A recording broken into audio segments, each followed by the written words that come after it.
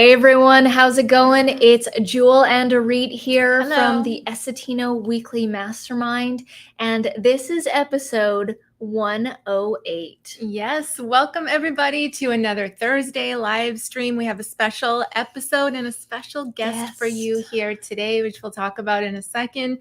But if you are new here, I want to welcome you to this community. My name is Orit, and this is Jewel, and we're founders of Essetino Media, where we talk about creating profitable content, creating amazing messages, pieces of content out there that help spread your message and your passion out there with other people. So we host these live streams here every single Thursday to just hang out, network with other creative, like-minded entrepreneurs and content creators.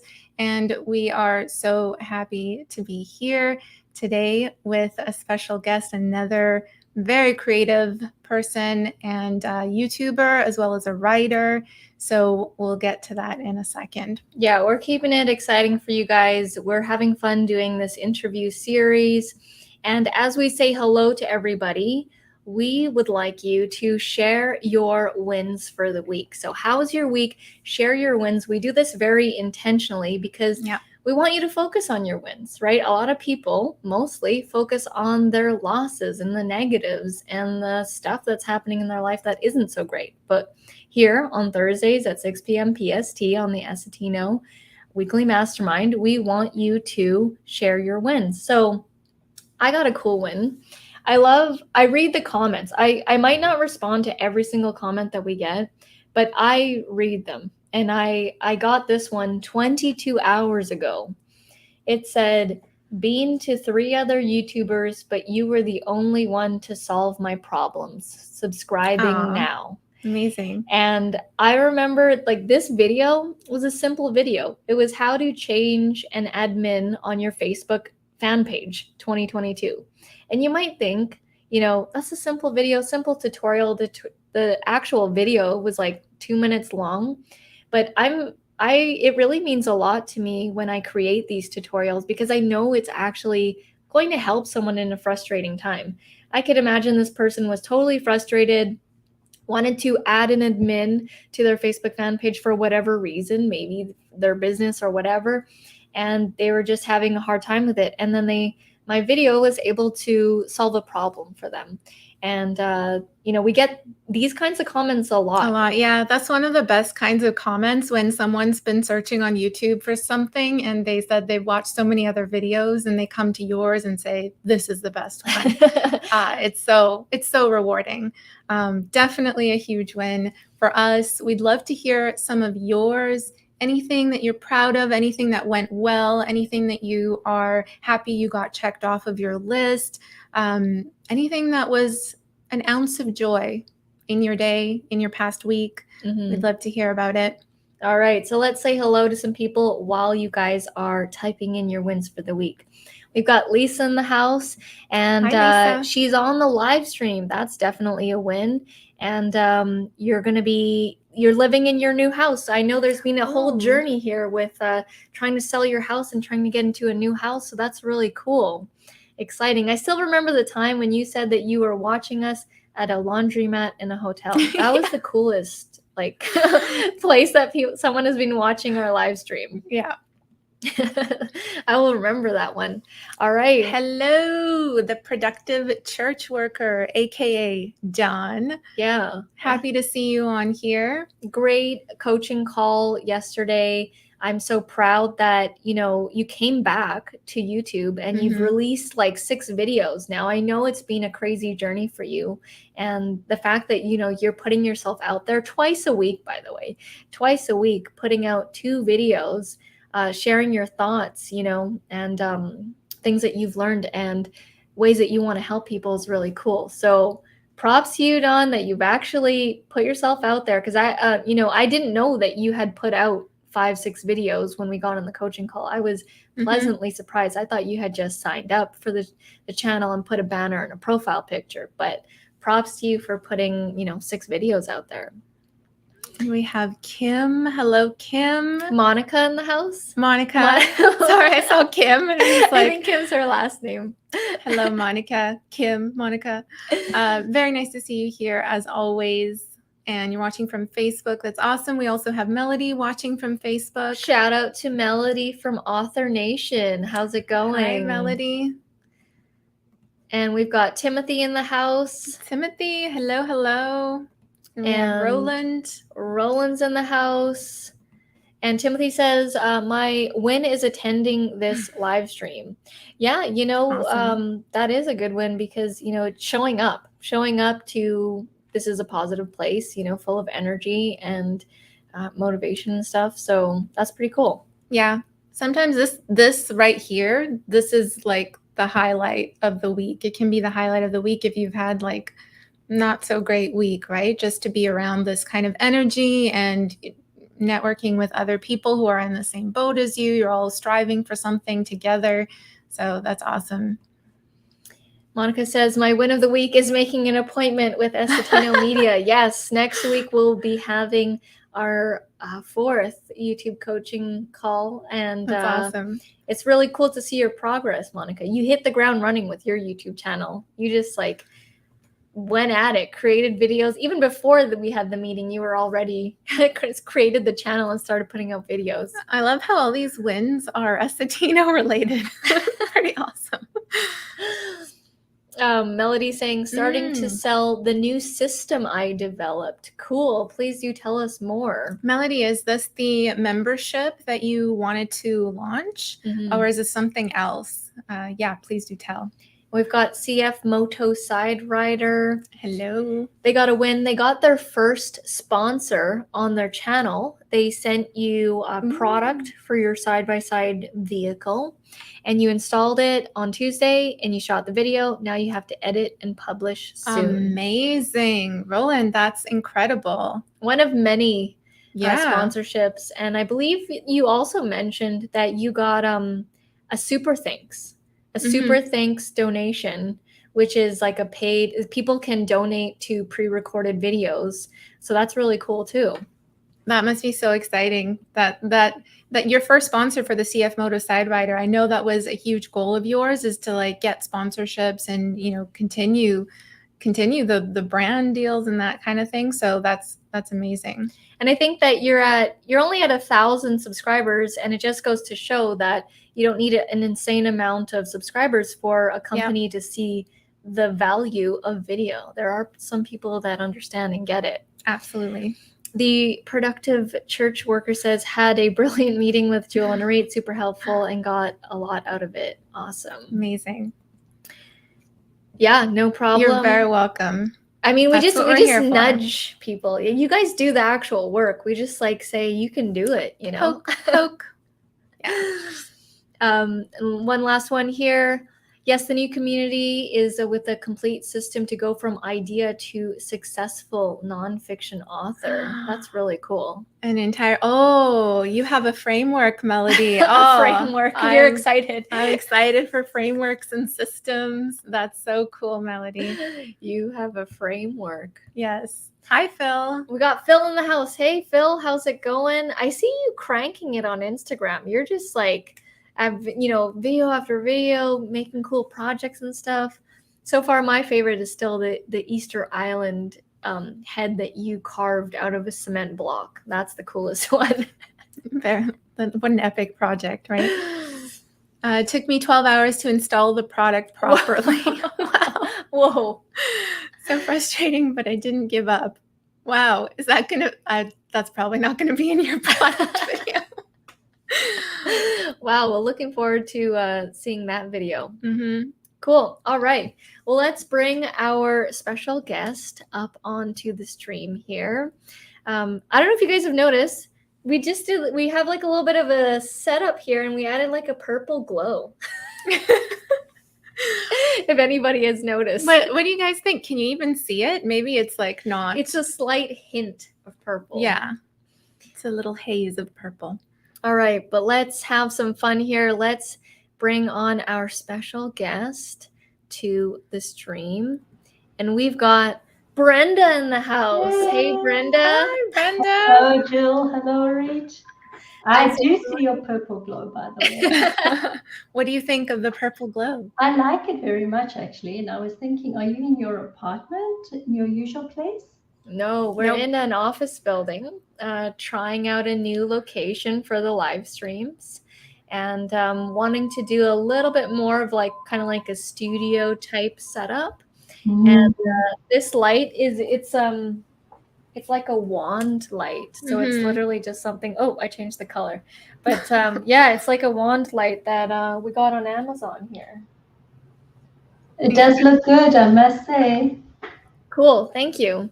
All right, so we've got you on here, and the title of this live stream is the Power of Writing. And I mentioned 2 live streams ago that I started reading your book, When God Says No. And it's a memoir that you wrote during a time in your life that was pretty crazy. And, you know, we want to start off with, give us a Cole's Notes here of Brenda and what you're all about. Oh, Cole's Notes about Brenda. Which part of me do you want to know? We're so multifaceted. It's like, I which know. part? Well, here's the interesting thing. When I was reading your book, that you were an accountant, and you quit that, and you were going to go into, you started writing, but I don't think you went into it as like a job, right? You just wanted to start writing. Is that correct? Yeah, I think writing isn't something I saw myself doing as a job. It was more something I did as a creative outlet. And so I quit I quit my job as an accountant at the time just after my mother died, because it kind of hit this crisis time in my life. And sometimes we're in the fortunate position where we can make choices to say, I'm not going to do this anymore. I'm going to do something completely different. And initially it was just an offer that my husband said, why don't you quit your job, take a year off? You've always wanted to do some writing, and do a year of writing and then go back to work. Well, when you've had the taste of what it is to be your own person and to not have to go back to a full-time job, it was really hard not to go back. So I thought about going back to work, but there was the call to continue writing, the call to continue in my own business as a writer was so much stronger. So I've stayed doing that. Cool. And what kind of writer, Brenda, is it? Did you right away, you just were into memoirs? That's something that you always loved doing? Or did you write other stories, fiction, nonfiction? How did you gravitate towards the memoirs if it didn't happen right away? Yeah, it's a great question because I never thought I was a writer. So if you were to tell me, oh, you're a writer, I never actually thought that was the case. There was never any evidence when I was at school. There was never any evidence that I was a writer in that I scribbled little stories when I was a kid or anything like that. Some people who are writers have that in them and it's very evident. I would write stories at school and I would just get mediocre marks. So it just never struck me. But when I started working in business, I was the one always called on to write reports. I was the one to called on to, when I was a school teacher, because I've had different careers, I would have to write reports to the principal about kids and their behavior. If I was in business, I would have to write to Canada Revenue Agency for my boss to plead a case. You know, I was always the one called on to do the writing. And so, and then when we emigrated to Canada from South Africa, I would once a year send that annual newsletter that was all the rage for a number of years. And people loved it. They'd say, oh, I love reading your newsletter. You should write them more often. And it never struck me that maybe I knew how to write until I actually went through a depression in my late 30s. And it was a pretty severe depression. And when I came out of it, I thought, okay, what am I going to do for the rest of my life? I need something creative. I'd spent so much of my life being analytical. How am I going to be creative? Even when I was an English school, high school teacher, English high school teacher, I loved teaching grammar because I love structure. And I shied away from writing because it seemed too nebulous. And so coming out of this depression, I thought, okay, what am I going to do? Maybe I should take up watercolor painting, play the piano. I need to do something. And somewhere in me, I thought, maybe I already have something that I've been ignoring, and that's what I should do. So all this backlog of compliments on my writing, be called on to do writing in business, all of those things came back to me, and I thought, well, maybe I should write. So I joined a writing group. So that's how I got into writing and started to explore that maybe I could write.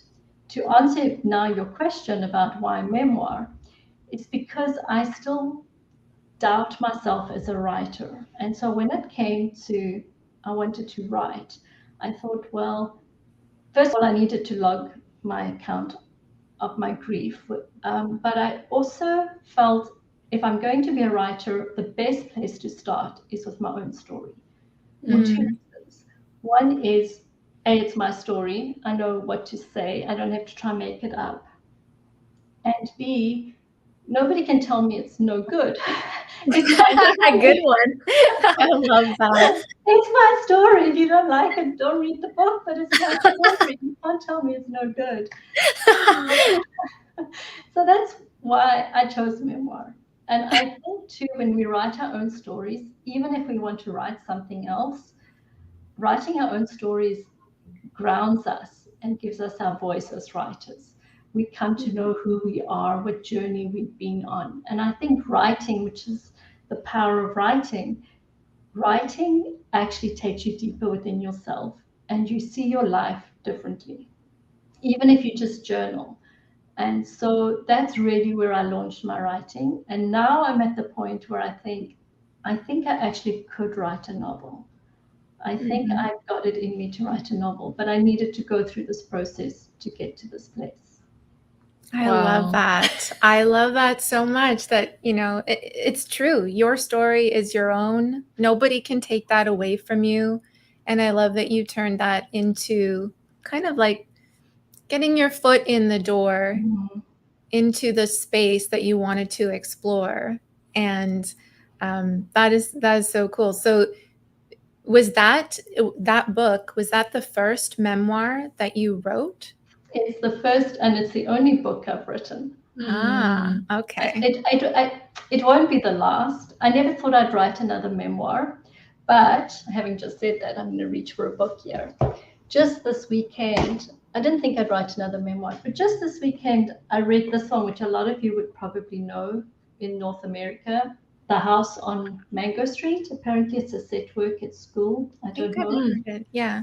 But it's a lot of vignette writing, and that's actually what I'm really good at: short and to the point, and creative, descriptive.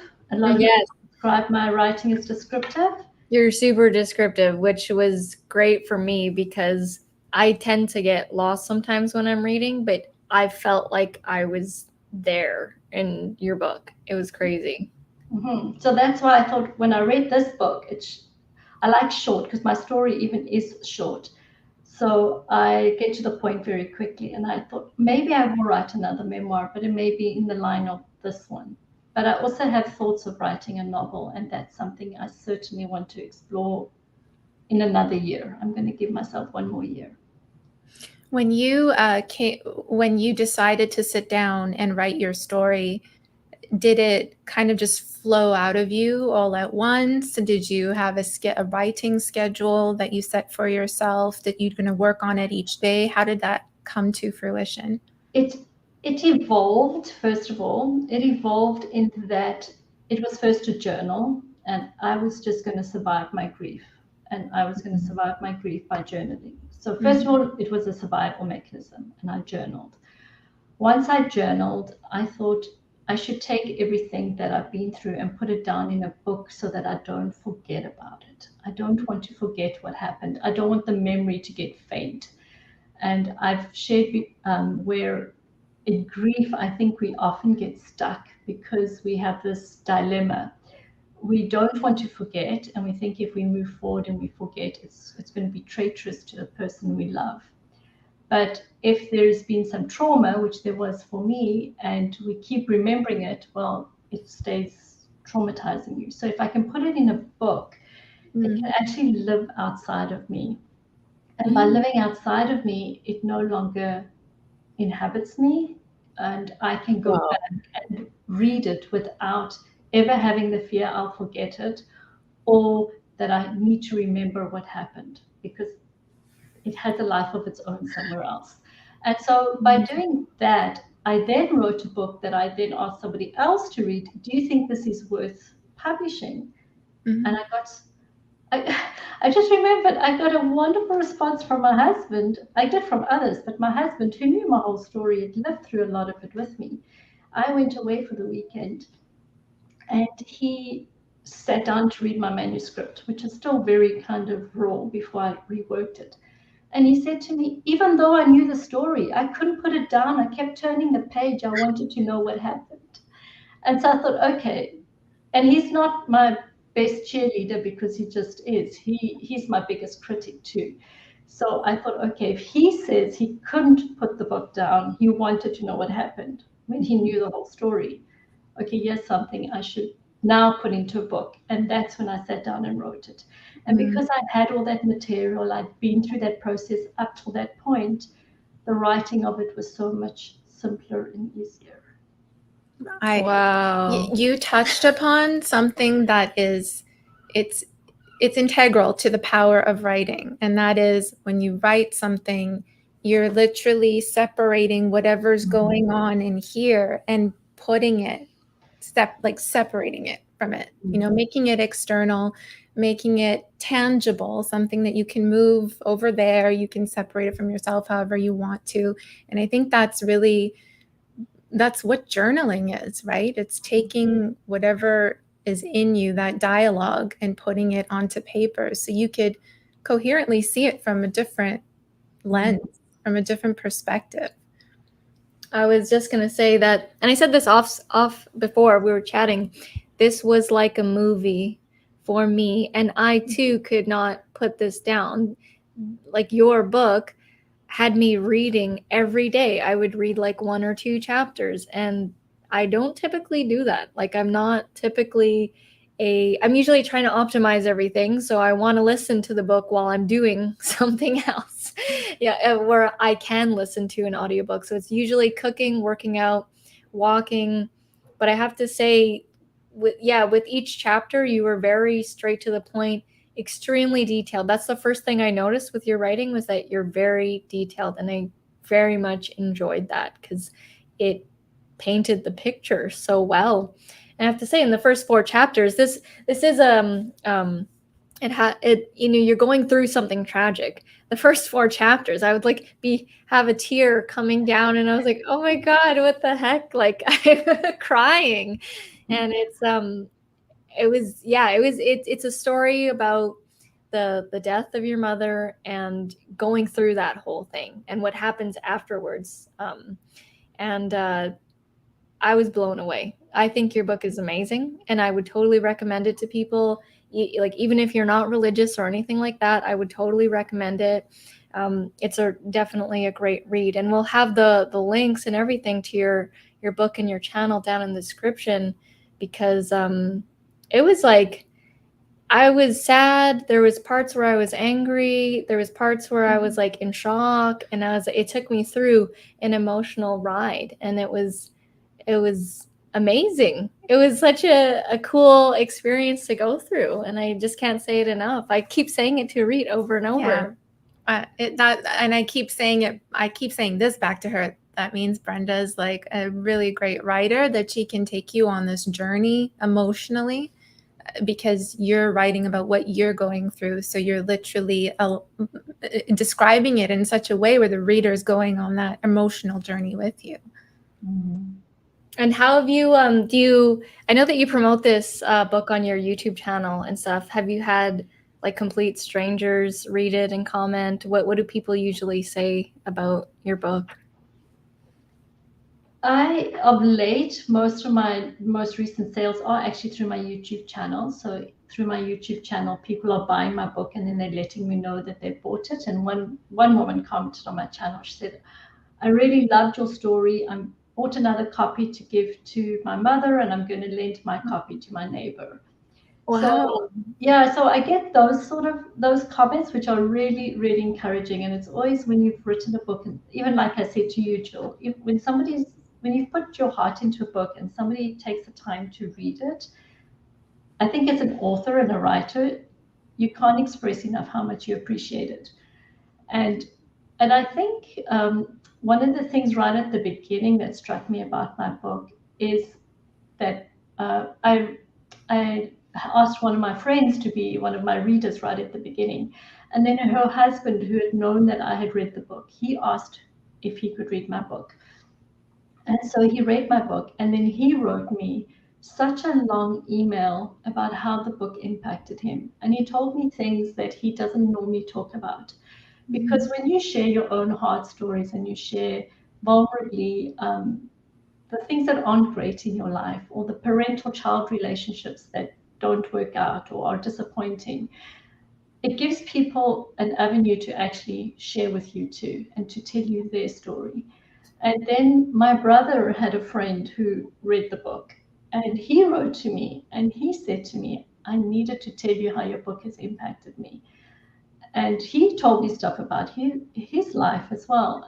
And I think that's what impacts me more, is when people read my book and then say, like you do, Jill, too, oh, Yeah. this is my life. This is what's happening in my life. This reminds me of, my situation or something.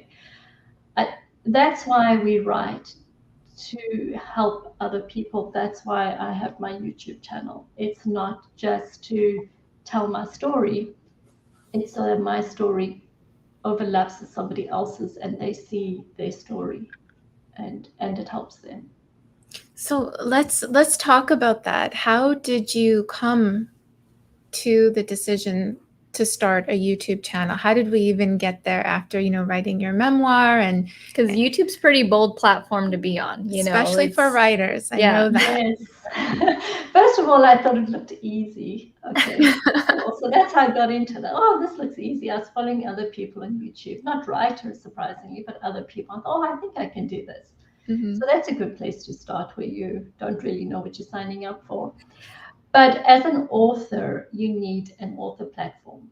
And so and this is what I think a lot of writers and authors don't always realize. You need to become a marketeer. You need to market your book. You can write a book, but when you're not known, or even memoir is not a huge platform to get into publishing houses necessarily. So, and then the one that mine is too is I felt such a narrow niche. So, and I wanted it published quickly. I didn't want to wait until somebody said, yes, your book's good enough, we're going to publish it. So I knew I needed an author platform, and I thought, well, what's the best author platform I can come up with? And I thought, YouTube. It gives you the opportunity to speak to other people anywhere around the world at any time or day. And I was following some other YouTubers, and I thought, I think I'm going to do this. And then I Googled, and I found this YouTube channel, and there was this woman with long curly hair speaking into a microphone, telling you how to start a YouTube channel and the 4 or 5 things you need to do. And I was thinking, oh, I think I can do this. It was one that Orit had done. It looked like she'd done it after you'd been somewhere. It was just a very casual one you shot, speaking into a microphone. Wow. And I thought, okay, I'm going to do that. So I subscribed and I signed up and I started. But, it's been a long journey. Hearing behind the scenes, like Don with a productive church worker, I started my YouTube channel. Then I lost confidence, and then it got too difficult. And then I got sidetracked, because it's easy to get sidetracked if you're not feeling strong about what you're doing. And I let it lie for a long time. And then I saw Orit's video, and then I said, okay, I'm coming back to this. I can do this. I need to make this happen. And so then I started up again, and I got my writing channel going again. And I've been at it consistently now for about 15 months, 17 months, actually, somewhere there. Wow, amazing. And you've recently just hit over 500 subscribers. Yeah. On your way to 1,000. And I remember when you were announcing it and you were just getting started, and you know, it was a rocky start there in the beginning, and you were debating whether you should do another channel or Yes. this channel. And then you ended up doing this channel. And I'm blown away by, the fact that you stuck with it and that you're having consistent growth now, and you're developing your own way of doing your videos. And you have, I believe you have people that, like your style of video, the way that you speak about writing, the way that you speak about doing memoirs and stuff. You're creating like a little fan base of your own. And it's so cool to see, because I remember that in the beginning, and I was like thinking, I hope that, she pulls through and that she's going to stick with it, because we see both sides. The side when people are starting, and then the other side when it gets going and it starts becoming like a machine, and it works on its own. And we're always like, just get through that hard part and it'll work out for you. I want to talk about that hard part. Like what shifted for you from, having a channel that's just kind of laying there, not really doing much for you, not really having maybe the confidence to push through with it, to now like total consistency, growth, like you're getting amazing comments. What happened in between there?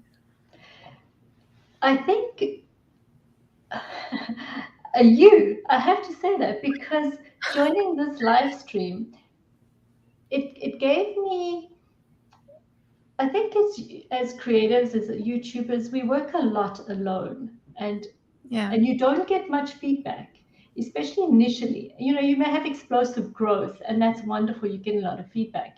But if you have a slow growing turtle-like channel, which is what I have, it gets very discouraging putting out a video every week, and there's minimal growth, minimal feedback, and it can weigh you down.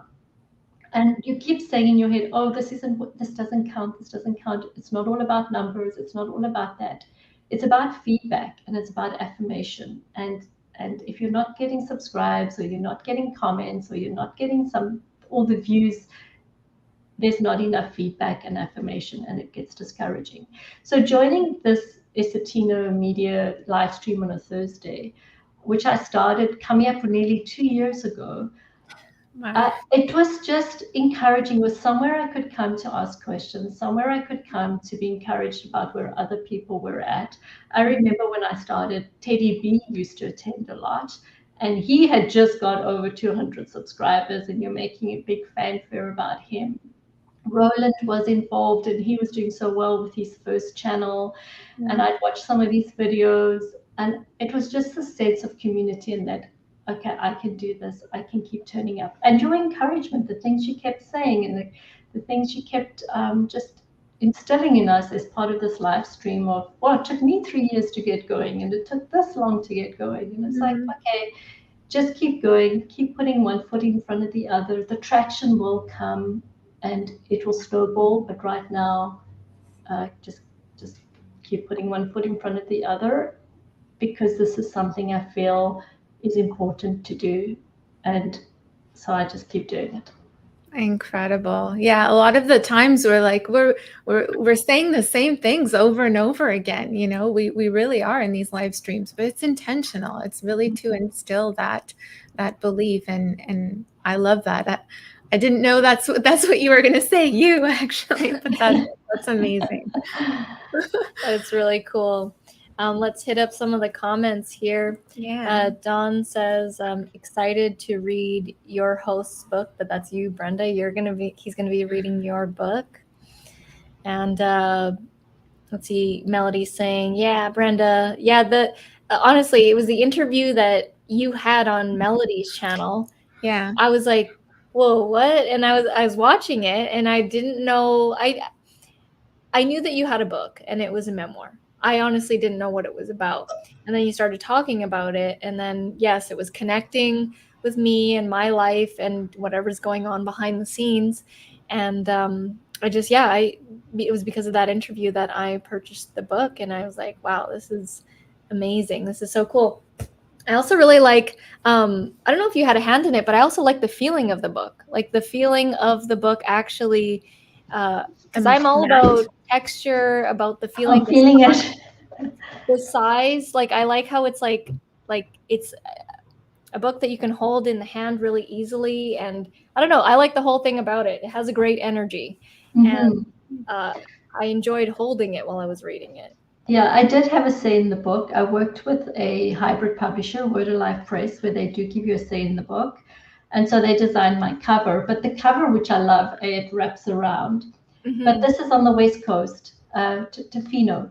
And so I just love the picture that we settled on because it just has that Tofino West Coast feel about it. So yeah, I'm glad you like the book. Thank you. There's a lot to publishing a book. You don't realize all the decisions you have to make. Oh, I'm sure it's a roller coaster. Also, from what we've heard from Melody as well.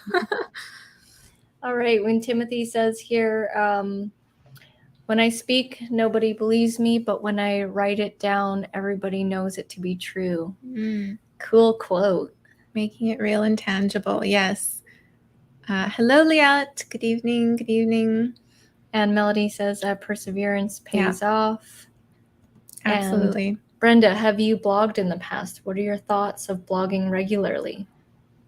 Blogged in the past. I started when I was exploring writing. My husband actually spoke about it today. I started blogging with a little blogspot. Blogspot and WordPress. And that's where I was writing vignettes, and I did it for 3 years. I would like to blog more. I'd love to actually have blog posts on my website. I have all my videos and I have the transcripts and I want to turn them into blog posts. It's just a case of time.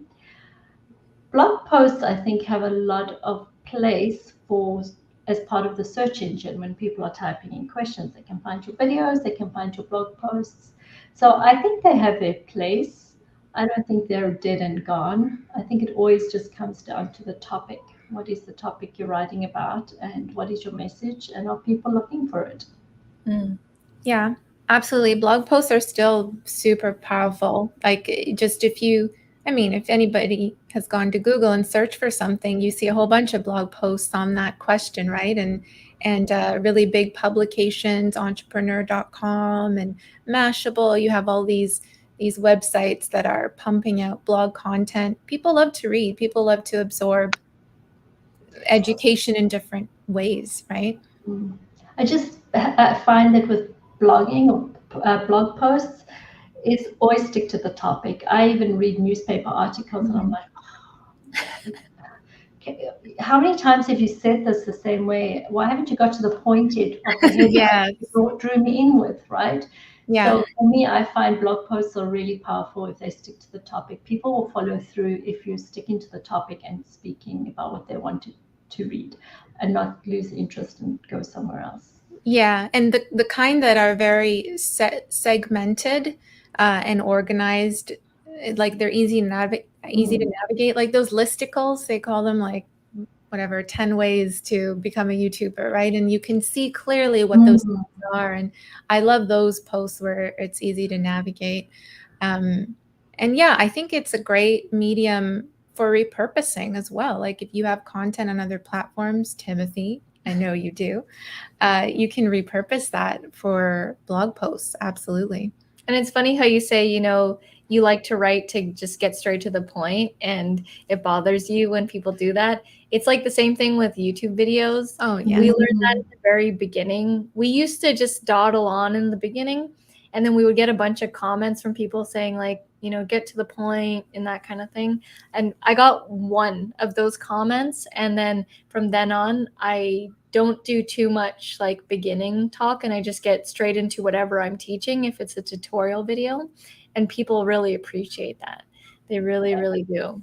Well, that's some comments I get back from viewers is they say two things they comment on. Thank you that you get to the point so quickly, and thank you that you keep your videos short. So my videos are usually, I try to get them around 10 minutes.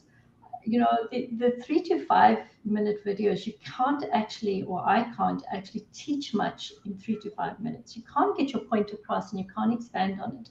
But I try to keep my videos to the 10 minute amount. And then if they're longer, 15 minutes, then I label them as like a masterclass so that people know it's more in depth.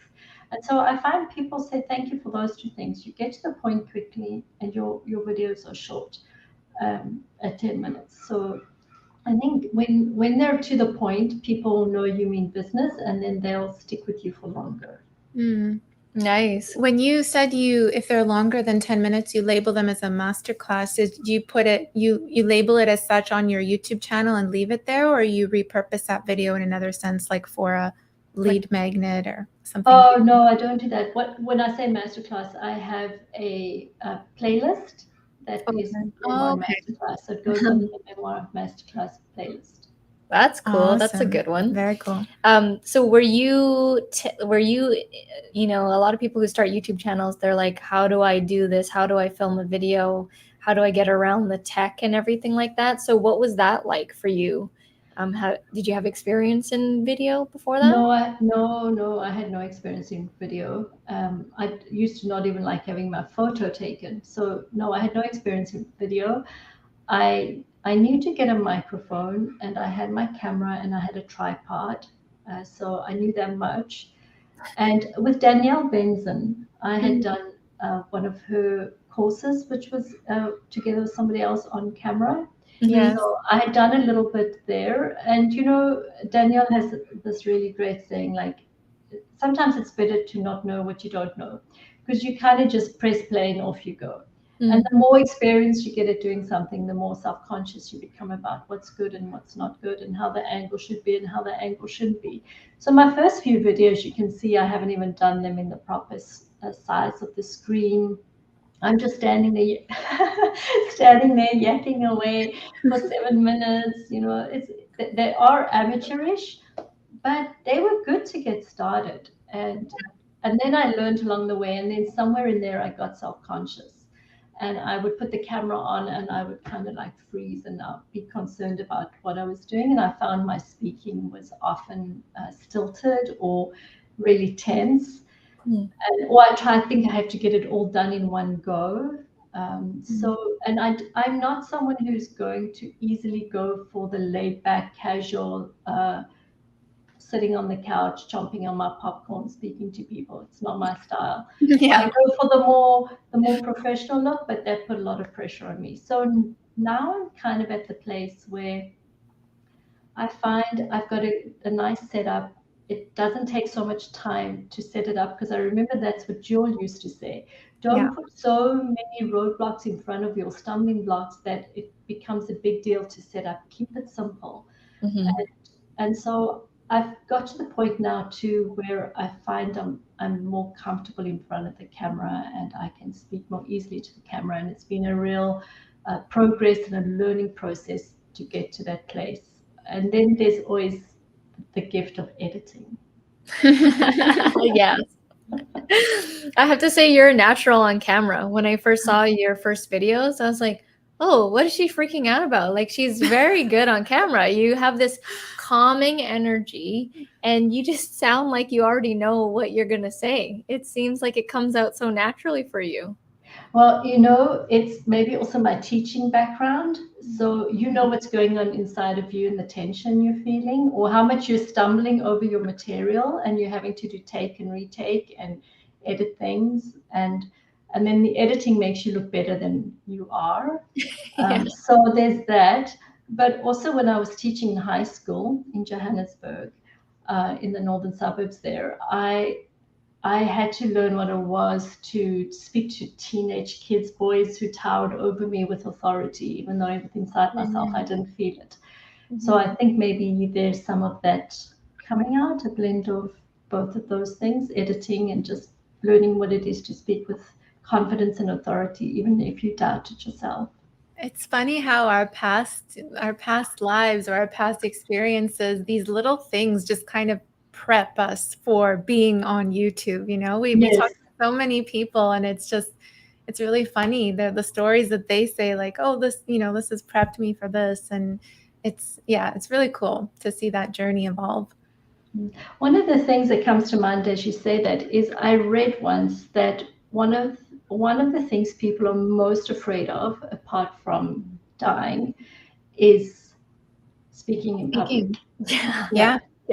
And so I decided that was something I wanted to learn how to do, was to speak in public. And the fact that speaking in public and getting your message out has huge power, as in influence.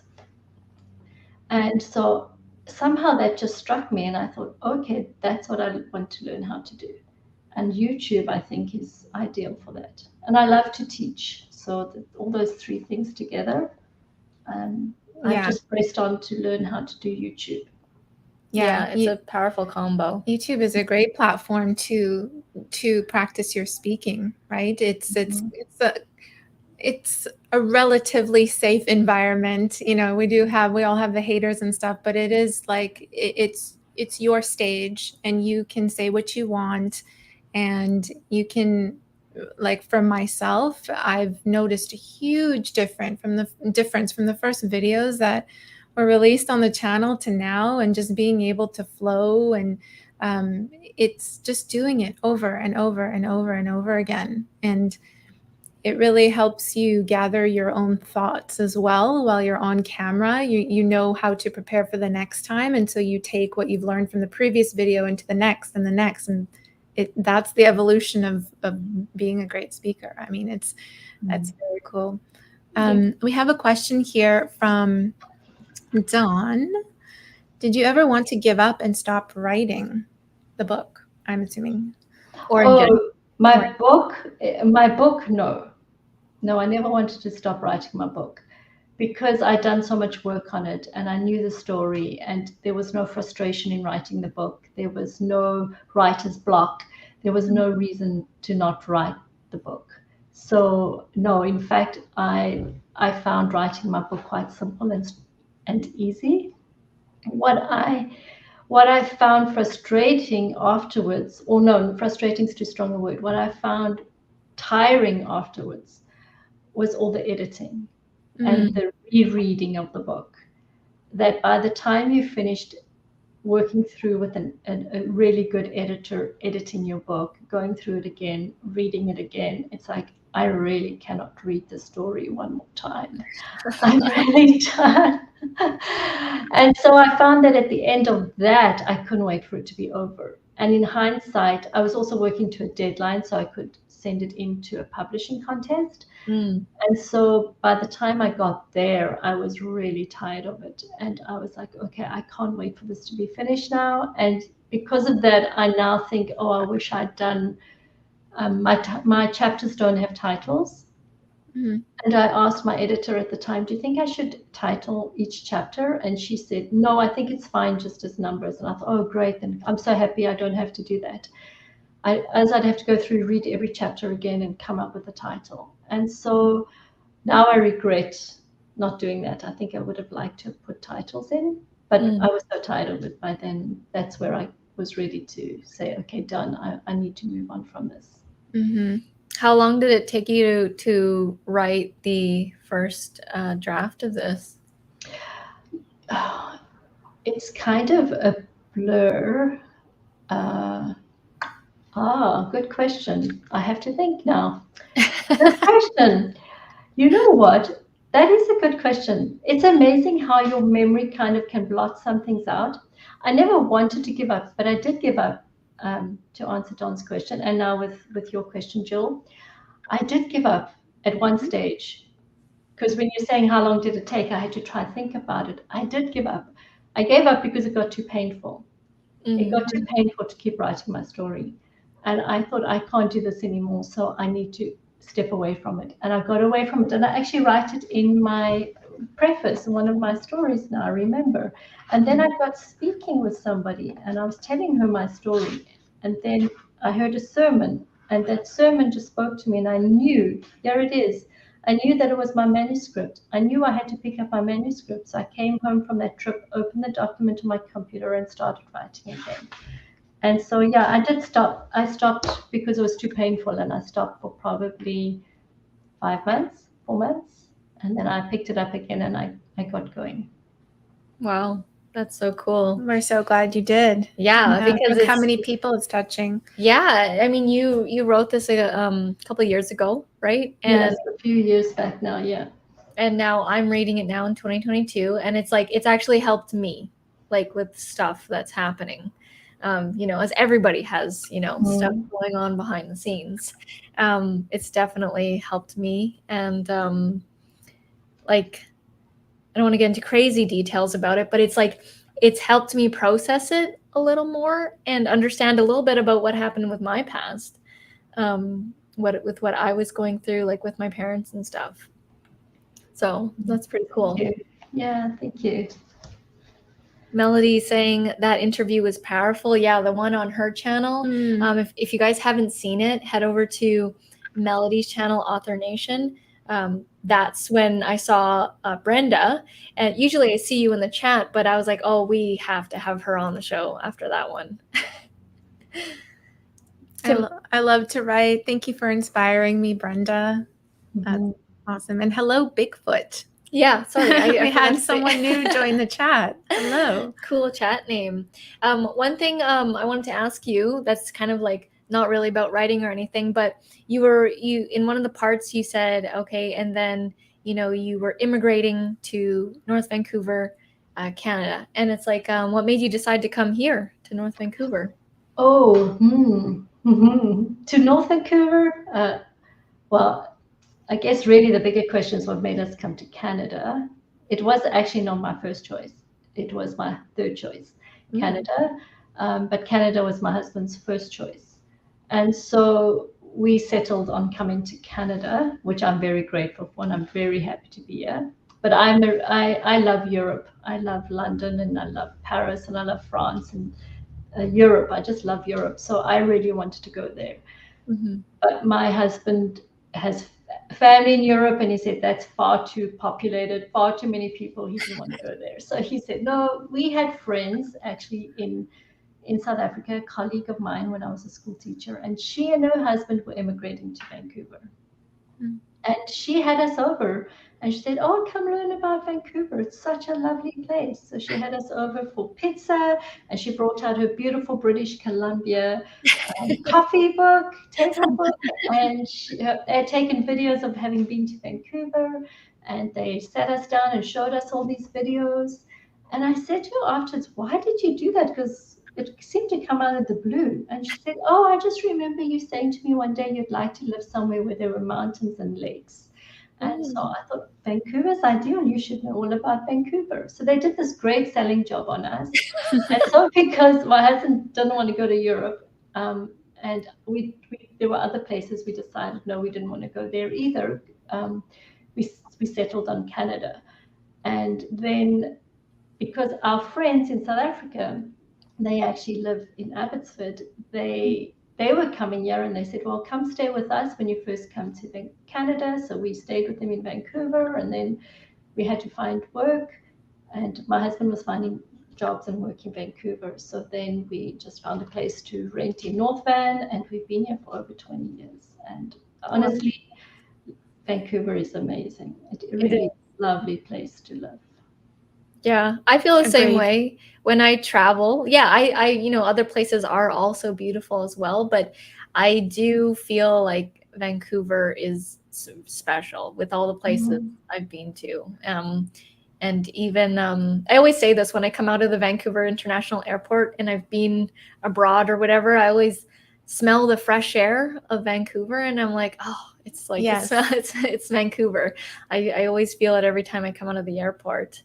But that's really cool. I was very curious to know why you ended up choosing Vancouver. Well, Vancouver as a city is in Canada. I don't know, I read an article once in Canada. Vancouver has the highest percentage of people who believe they live in the best part of Canada. They just think it's the best place to live. And most people in Vancouver obviously think that way. Yeah, we're very biased here. We are. But the article was Canadian, so there you go. Well, we are usually voted on the top travel lists for living in general. And I mean, honestly, when I was growing up, because I've been here since I was 3. I was born in Winnipeg, which is like in the middle part of Canada, and it's totally different from Vancouver. It's completely different landscape, weather, and everything like that. And so I consider Vancouver to be like where I'm from. And so, but I was quite ungrateful when I was growing up. I was a bit of a brat. And, people would always say, like, when they would come visit us and they'd be like, you're so lucky to live in Vancouver. Look at the trees and this and that. And because I had grown up here and I wasn't grateful at that time, I didn't know what it was like to be grateful. I was like, look, they're just evergreen trees. Like, they're always there. Like, they're the same, and it rains all the time. And it wasn't until my 20s when I really realized, like, yes, the beauty of Vancouver. And I'm to this day driving around always in awe. And we're actually in North Vancouver right now. Okay. Building. Yeah. On, wait, no, we shouldn't say the exact address, but yeah, we're in North Vancouver. Yeah. No, it's a great place. We love North Van, so it's a good place. We have another question here from Dawn. Dawn saying, was your grief increased or decreased writing the book? Writing painful memoirs are painful. And so it takes you to a place that's extremely painful and extremely hard. But what's the alternative? And so for me, and this, I did a video on this sort of topic. For me, if we don't express our pain, our grief, our heartache, our disappointments, all the things many of us experience in our lives, and I saw this in my father, they stay in us and they rot, and they become very dangerous and very, very awful for other people who live with you or near you. And a lot of people I've even seen put on this veneer of happiness and joy, and they're the sweetest people around. And then you get to know them a little closer, and they trigger and they explode. And it's like, what's going on? So suppressing our emotions, suppressing our hurt, our pain isn't good long term. And putting it on the page is painful. I'm not going to lie that it's not. But then you get past it. It's like Ulrita and I was saying, when it lives outside of you somewhere else and you've given expression to it, it doesn't have the same power over you.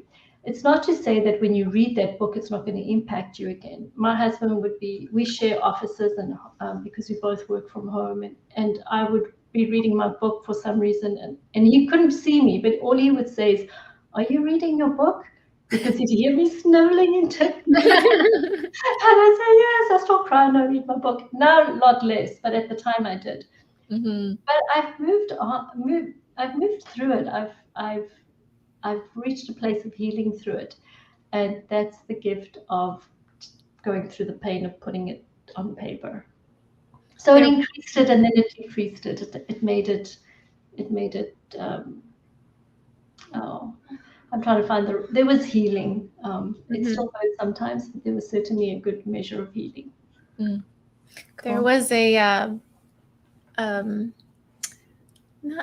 guess was a sort of membership group that I was a part of here in Vancouver. They were called, I believe it was the Passion Project members, and we would have these meetups and everything. And one of the things we did was write about a painful moment, and then we all we took like, I don't know, 15 minutes to each write. We were all in our separate corners and stuff, and then we went and safely burned these pieces of paper. And it's just so funny. It's just so like that simple act of like taking something inside of you, that has a lot of pain associated with it, and burning it, like seeing it dissipate into nothing. I found that was a very powerful way that decreased pain of a specific moment. Yeah. That reminds me of in college, one of my professors, they asked us to, I don't even remember what class it was, but they said to write about something traumatic. as well. Mhm. And I have one big main traumatic thing that happened in my life with 1994 when my aunt, she had a car accident here in Richmond, and she her car went into the Fraser River and she drowned. And it was like close to my sister's birthday and stuff. It happened when we were really young, and I wrote about that in great detail from when we got the call, and trying to tell my mom because she worked night shift, and I wrote it, and I was like, it just flowed out of me. And at the time, I was not a writer or anything.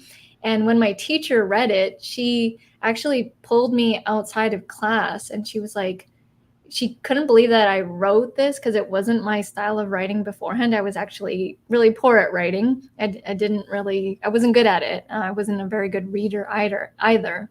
And she pulled me aside and she was like, this is amazing. Can I submit this to something? I couldn't remember what it was, but she wanted to submit it. And I have to say, after I wrote that traumatic event in great detail, I felt better about it, because for the longest time, I would have like a pit in my stomach every time we'd cross over the bridge looking over the Fraser River. I would get such bad feelings looking at the water because that's where it happened, right? And after that, that kind of pain went away. It went away, and I can actually talk about it now without bursting into tears, because that's what would happen usually. So yeah. I think a lot of our pain and our shame needs a voice. And when we give it a voice, it loses its hold in our lives. Yeah. That's been my experience. Wow. When we bring it from darkness into light, into uncertainty, into certainty. Yeah. Absolutely.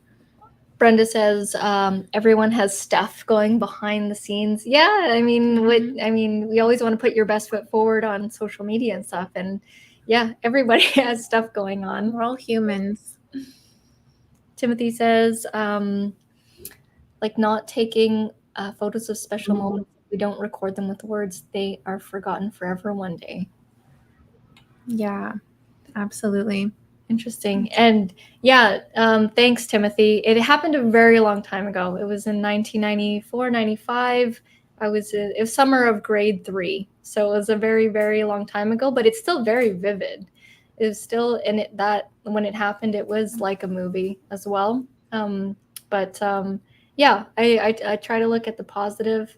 There were actually crazy events that if it didn't happen, I probably wouldn't even be here right now, because I like to trace it back, and because this happened, what did it lead to that? And honestly, because we ended up moving, and because I moved, I went to a different high school, and I actually probably wouldn't know a read if this whole thing didn't happen, because I would have gone to a different high school and had a different life, and we wouldn't have had Essetino then. Yeah. So wow. Yeah.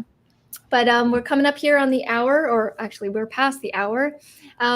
Any last words that you'd like to say to the people starting a YouTube channel, writing, any message for the people?